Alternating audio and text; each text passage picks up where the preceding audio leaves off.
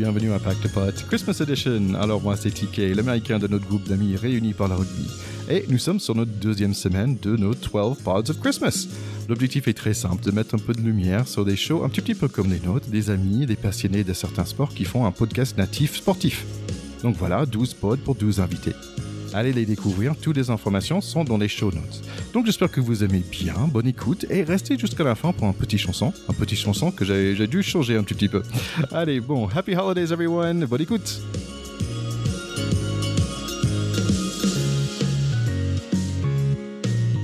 Alors, bienvenue à notre 8e pod de Christmas. Alors, aujourd'hui, je suis content de vous présenter un podcast un peu différent des autres. C'est pas purement un podcast sport, c'est aussi un peu un portrait, un tranche de vie.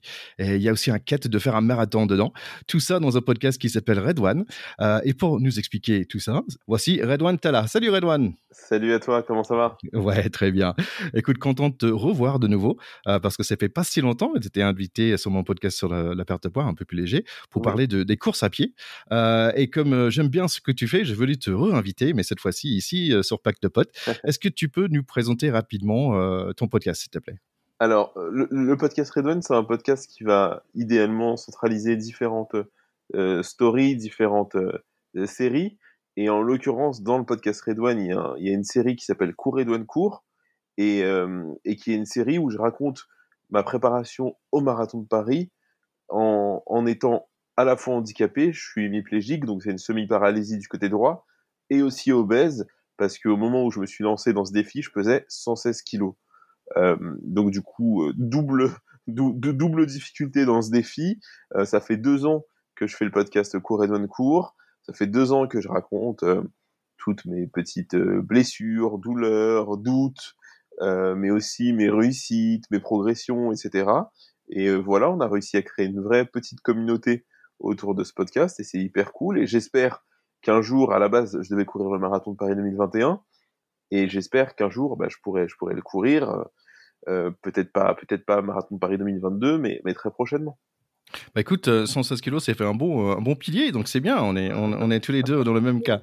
Écoute, alors première question, c'est pourquoi la course en pied en général et pourquoi tu as choisi le marathon en particulier? Est-ce que tu es un fan de fixer des objectifs de malade? Alors franchement, je sais pas trop. Ouais, l'idée c'était de me fixer un objectif déjà inatteignable pour une personne valide, et donc encore plus pour une personne handicapée et obèse de surpoids. Ça, c'était vraiment l'ambition de base. Donc je me suis dit, il y a quoi comme défi inaccessible? Il y a l'Everest. Et puis je me suis dit, non, j'ai pas trop envie. Ouais, non. Et ensuite, je suis revenu à un truc beaucoup plus terre à terre. Et donc je me suis dit, le marathon, en plus, symboliquement, c'est l'épreuve reine, c'est la discipline. C'est la discipline, dès que tu penses au sport et dès que tu penses à la performance, tu penses au marathon. Et donc, je trouve que c'est un super outil pour raconter justement la question de dépassement de soi, d'aller au-delà de ses limites, etc. Et pourquoi la course à pied? Au final, je sais pas trop parce que c'était vraiment le marathon qui m'intéressait. Parce que moi, au départ, la course à pied, j'aime pas. J'y prenais aucun plaisir, j'ai toujours détesté courir, etc. Et là, avec ce défi, avec l'idée d'essayer de progresser tous les jours, je commence à prendre du plaisir. Mais pendant très longtemps, quand on me disait Redon, tu viens faire un footing, ça va te changer les esprits, en fait, ça marchait pas du tout sur moi. Vraiment pas. J'ai toujours détesté ça. Et là, en l'occurrence, je commence à kiffer. Donc c'est bien que le plaisir commence à arriver. Alors aussi, pourquoi démarrer un podcast plutôt qu'une chaîne YouTube ou quelque chose comme ça? Alors, pourquoi d'abord vouloir le raconter? Ça me paraissait essentiel parce que moi déjà je suis journaliste de profession, donc du coup c'est assez naturel d'avoir un récit médiatique de cette aventure, mais aussi il y avait un autre truc, c'est que j'avais besoin, quand j'étais gamin, de représentation de personnes handicapées qui faisaient d'autres trucs, qui racontaient leur handicap d'une manière différente, en sortant un peu du handicap, etc. Et moi je raconte aussi dans ce podcast ma vie de père, ma vie d'époux, et ça, je trouvais que ça manquait dans le paysage médiatique. Donc je me suis dit que c'était une belle manière aussi de faire un peu de représentation sur les personnes handicapées, parce qu'en France, il faut savoir qu'à la télé, il y a 0,7% de personnes handicapées à l'écran, alors que les personnes handicapées en France représentent environ 15% de la population.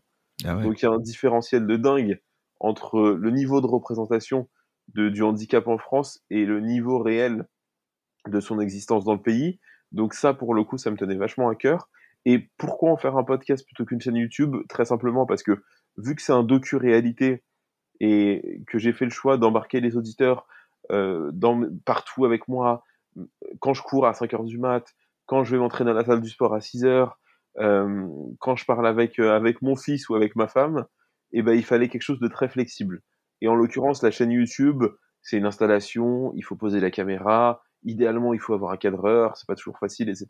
Alors que le micro, ça se dégaine très vite, et très vite, tu peux appeler sur Rec pour attraper une tranche de vie. Oui. Et ça, c'est pas toujours facile avec la chaîne YouTube. Tu parlais de ton audience. Alors, c'est qui ton podcast est pour qui? Qui t'écoute en fait? C'est qui ton public? Donc il y a beaucoup de femmes qui m'écoutent. La plupart du temps, elles ont entre 30 et 40 ans. Elles sont pas du tout sportives. Elles sont plutôt en reprise de.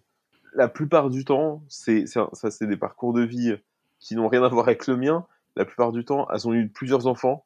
Mhm. Elles ont pris du poids. Mhm. Elles ont arrêté le sport depuis longtemps parce que dépassées entre le taf, la gestion des gosses, la gestion de la vie, et elles ont envie de se remettre au sport. Ouais, Et donc donc, du ça. coup, elles cherchent un moyen de se motiver, et mon récit euh, peut permettre à certaines personnes de s'identifier, de se modifier, etc. Et ce qui est marrant, c'est qu'il y a un vrai, il y a, il y a, il y a comment dire, il y a une vraie filiation par le poids, par l'obésité, Ouais. avec ces auditrices-là. Après, j'ai aussi des auditeurs handicapés, mais pas que, et j'ai des auditeurs fans de sport. Ouais. Vraiment fans Ok. de sport, de running, de performance. J'ai beaucoup d'auditeurs qui ont déjà couru le marathon, qui parfois sont des coureurs de trail, d'ultramarathon, d'Ironman et compagnie, et qui sont des coureurs vraiment confirmés du coup, et qui sont touchés par ma démarche et qui ont envie de m'accompagner et de me donner des conseils, etc. Moi, je reçois beaucoup de conseils de sportifs. C'est hyper cool. Ouais, donc tu parles de cette population qui a besoin d'un peu de motivation.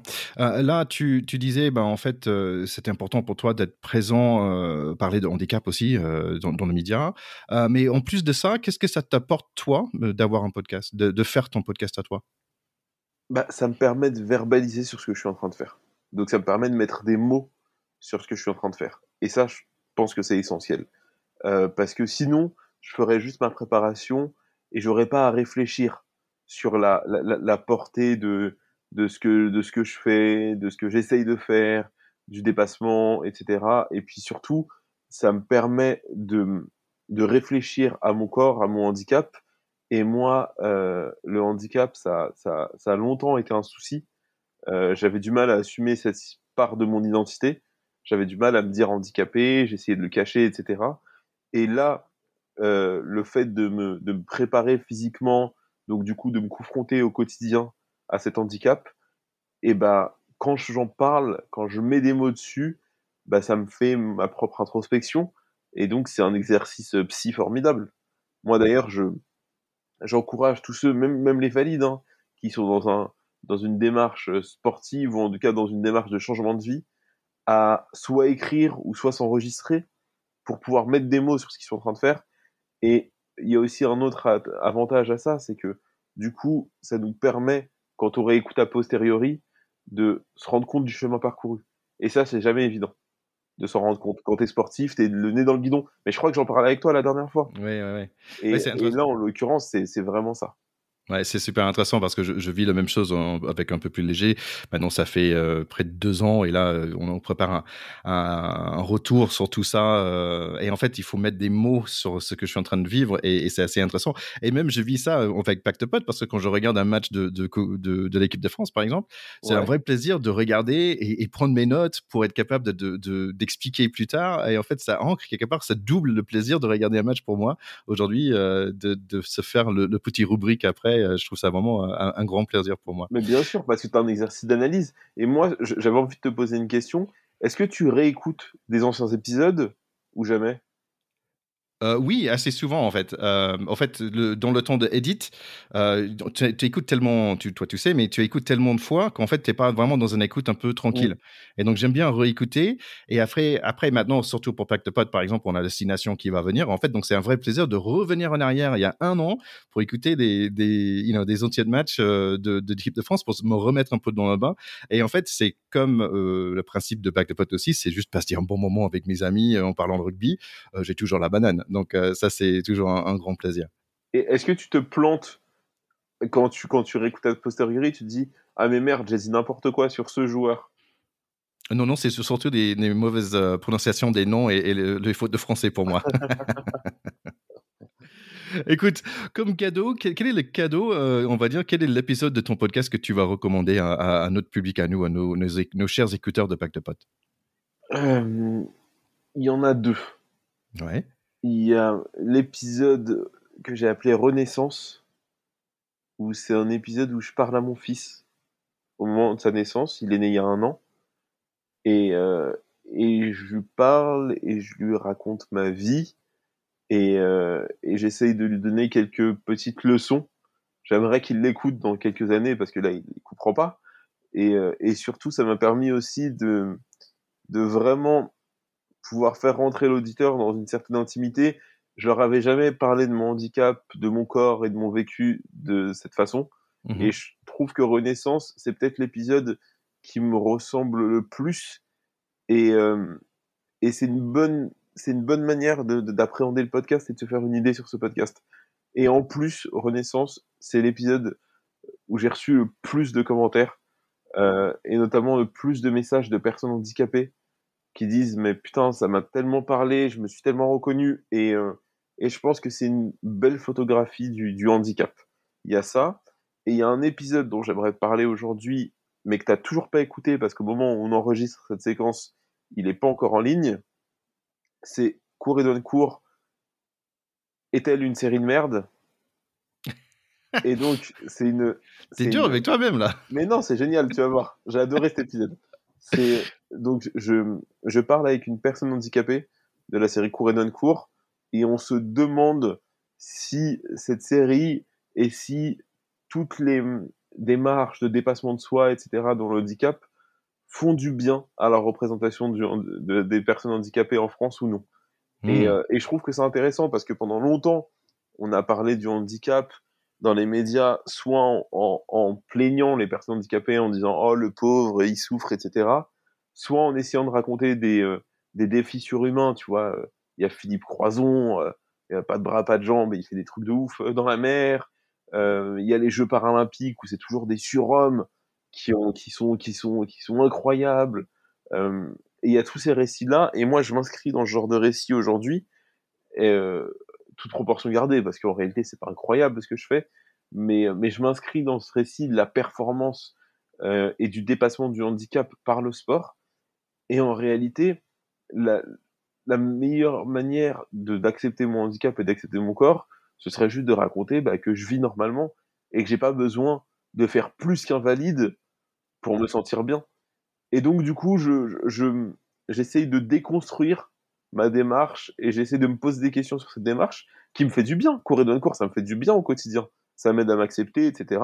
Mais je trouvais ça marrant d'avoir un regard critique après 2 ans de ce projet et essayer de voir ce qu'on pouvait en tirer comme enseignement. Et franchement, c'est un super épisode. Je suis très fier de cet épisode. Bah cool, j'ai hâte d'entendre ça. Mais je pense pas que je vais faire le même. Est-ce que Pack de Pot est une série de merde? Je pense pas que je ferai. Moi, je dirais non, j'adore ce qu'on fait. Mais c'est ton introspection, il est vraiment intéressante et je pense que c'est ce que te rend attachant dans ton podcast à toi. Écoutez, nos chers écouteurs, si vous avez besoin d'un peu de motivation ou quelqu'un pour t'accompagner dans ton footing, allez chercher le podcast Red One. Red One, merci beaucoup and happy holidays. Mais merci à toi, joyeux Noël à toutes et à tous. C'est hyper cool d'avoir fait cette série.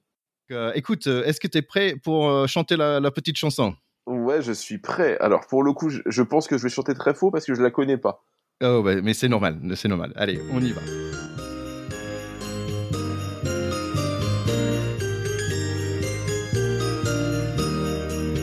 On the first day of Christmas, my true love gave to me a partridge in a pear tree. On the second day of Christmas, my true love gave to me 2 turtle doves and a partridge in a pear tree. On the third day of Christmas, my true love gave to me 3 French hens, 2 turtle doves, and a partridge in a pear tree. On the fourth day of Christmas, my true love gave to me 4 calling birds, 3 French hens, 2 turtle doves, and a partridge in a pear tree. On the fifth day of Christmas, my true love gave to me 5 gold rings, 4 calling birds, 3 French hens, 2 turtle doves, and a partridge in a pear tree. On the sixth day of Christmas, my true love gave to me 6 geese a-laying, 5 gold rings, 4 calling birds, 3 French hens, 2 turtle doves, and a partridge in a pear tree. On the seventh day of Christmas, my true love gave to me 7 swans a-swimming, 6 geese a-laying, 5 gold rings, 4 calling birds, 3 French hens, 2 turtle doves, and a partridge in a pear tree. On the eighth day of Christmas, my true love gave to me 8 maids a-milking, 7 swans a-swimming, 6 geese a-laying, 5 gold rings, 4 calling birds, 3 French hens, 2 turtle doves, and a partridge in a pear tree. Happy holidays. Merci à toi, belle fête à toutes et à tous.